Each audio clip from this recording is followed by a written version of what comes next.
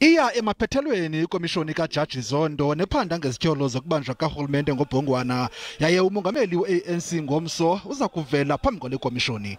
Ubungqina bukamongameli Ramaphosa bobunye bobungqina obunika umdla sukela yathi yaqala lekomishoni.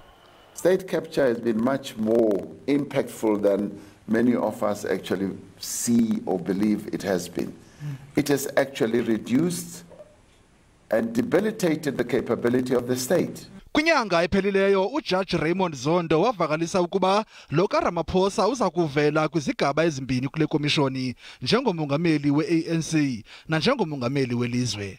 Ngomso uzakuvela kulekomishoni njengomongameli we-ANC. We need to ensure that the findings and recommendations of the Zondo Commission are used to ensure that such activities are never allowed to happen again. Ukanti uzakuphinda ayokuvela kulekomishoni njengomongameli welizwe kwinyanga ezayo. I-AfriForum sele ifake isicelo sokufuna imvume yokumpheka ngemibuzo umongameli Ramaphosa.